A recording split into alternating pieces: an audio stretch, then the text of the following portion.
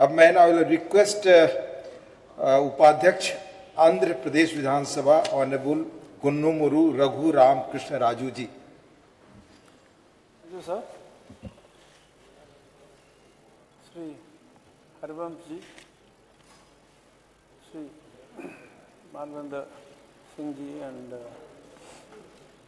Honorable Speaker is not there, and all my presiding officer colleagues and secretarial, all other secretaries. I would like to emphasize on the subject of capacity building of legislatures, and to start with, when I had become a legislator, of course I was in parliament before, so I had first seen what are all the responsibilities of the legislator. The responsibilities very clearly says, okay, you will have to take active part in the legislation process, how the bills are made and the discussion on the bills, how you make the laws, and you will have to understand the constitution thoroughly and various provisions, what are all the state acts, central acts, schedule 7, all these things, it is essential. But unfortunately, how many MLAs are really aware of the constitutional provisions? An IAS officer, even after passing the examination, they will undergo rigorous training for a year. And a police officer or even a bank clerk, they will undergo various training procedures, but there is no standard procedure where, because there is no educational qualification required for politicians, this is the only profession where no qualification is required. But training is essential for especially the legislators, and how to do that. And to conduct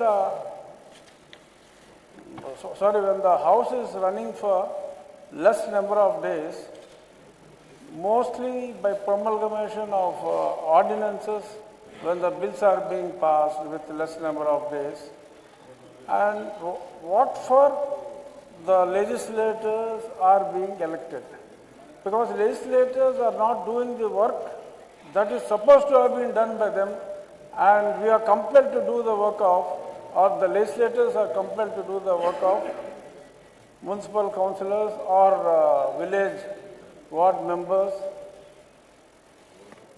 Drinking water problem, no doubt drinking water and all other civil amenities also have to be looked by the legislators when there is no assembly. But this has become the prime duty with less number of days. I am even surprised when the proposal has been made to have a minimum of 30 days, wherein my friend Faridji has mentioned 60 days is mandatory for their Karnataka, and I don't know how many days they are really functioning, but with this kind of mandatory days being prescribed, I am shocked to see a 30-day prescription, wherein earlier our Honorable Speaker Satish Mahanaji has given a wonderful presentation about your UP presentation and all.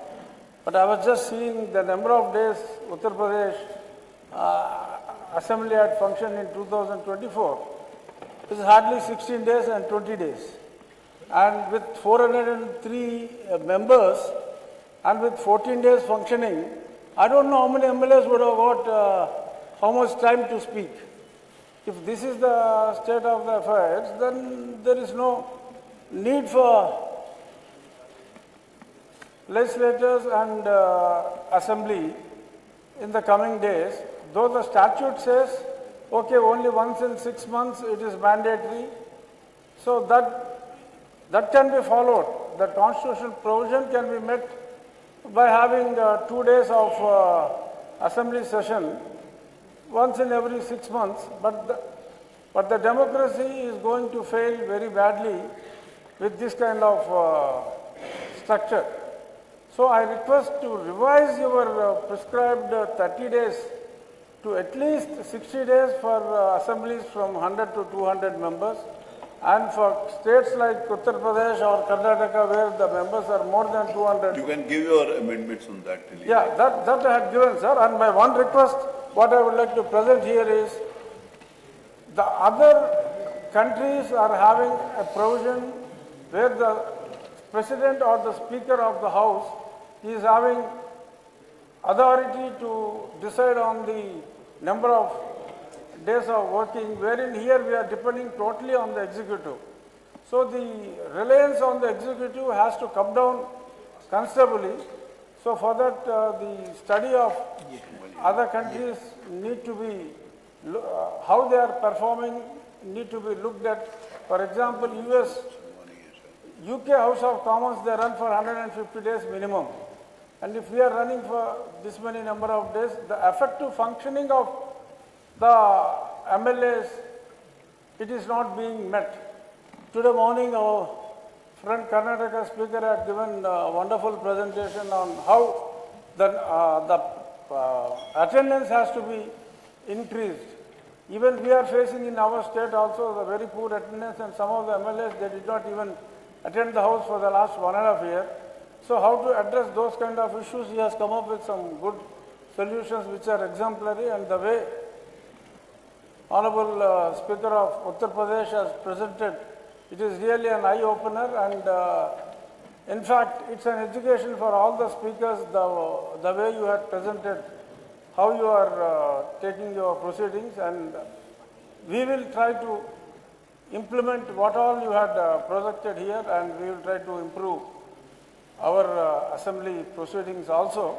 But once again, before I conclude, my humble request is, let us try to bring down the dependence on executive, and let there be some independence for the presiding officers to conduct the proceedings of the House. And training is very essential, and there should be certain guidelines for training of the MLAs.